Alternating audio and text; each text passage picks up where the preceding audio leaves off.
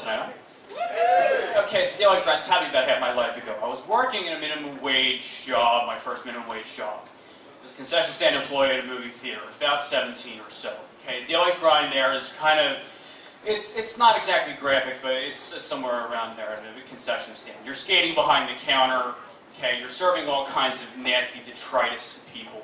There's popcorn, there's nachos, hot dogs. I had caught a lot of flack from customers. Customers aren't necessarily the shiniest, happy people in the universe, you know. They accused me of making the hot dogs green. I had nothing to do with the hot dog manufacture process, but regardless, I was the whipping child of this endeavor. I had another person who was basically, he looked like Charles Grodin, but he sounded like Clint Eastwood. And after I had served him for about a minute or so, he was like, "You asked me if I had wanted butter on my popcorn, and I said no." That always stayed with me. I had a hard past. Now I'm coming forward finally after all these years. But that's actually not the heart of the story.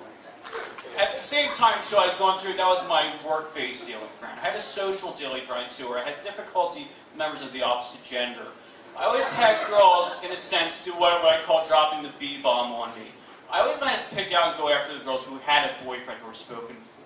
And the way it would go is they would ever so subtly, ever so stealthily indicate to me that they had a boyfriend. So the exchange would go kind of like this. I would go like, rah, rah, rah, rah, rah, and she would go, rah, rah, rah, rah, and I would go, rah, rah, rah, rah, rah, and she'd go, rah, rah, rah, rah, rah.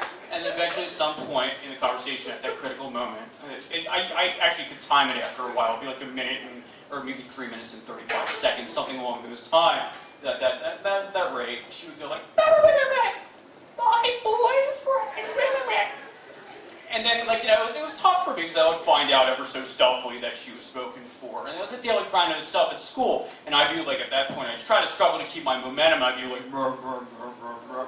But in reality, inside, like, deep in my heart, I was like, it was really, really sad. You know what it's like. This happens with both genders. Sure, guys drop G-bombs too about girlfriends. But, you know, the B-bomb is just that cold assassin's dagger. You know what it's like.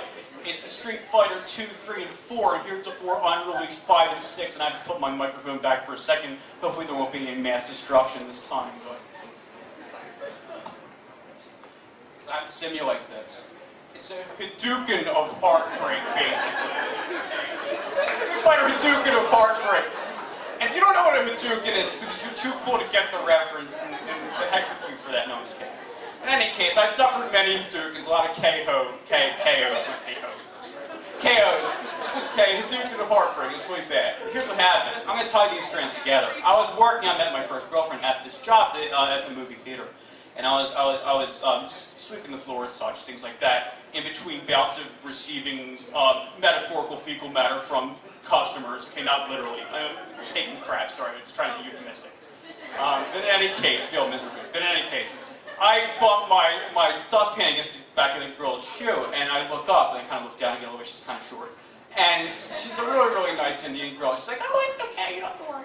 And it was great, and it was like really real chemistry right away. And I could tell she kind of liked me.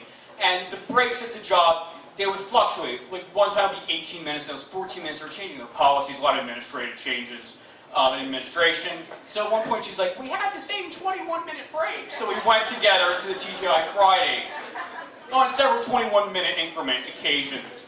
Now, of course, in every story where you would get the girl, the guy gets the girl, there's like a foe to be faced, a dragon to be slain in a sense. This dragon wasn't exactly like a Bruce Lee Enter the Dragon, but rather he was kind of like a portly, kind of corpulent fellow, sort of. And he was, that's not, there's no problem with that, but he was kind of a little awkward. And, you know, dragons and stories of princesses, you don't know what they want to do with the princess. You know, what happens? You never really think about it too much. But here, this dragon was going to administer a fate worse than death. What that was, he was going to show her a screening of Ace Ventura Part the Second, When Nature Calls. I needed to rescue this girl from this fate. I'm reading Water for Elephants right now. Like, that's like a love triangle too, like Robert Pattinson. I kind of had the Robert Pattinson role in a sense. Okay, and to rescue her from the adversary, and this is what happened here too. I didn't exactly slay the dragon, kind of passively, aggressively absconded with the princess, more like on several 21-minute increments. Okay?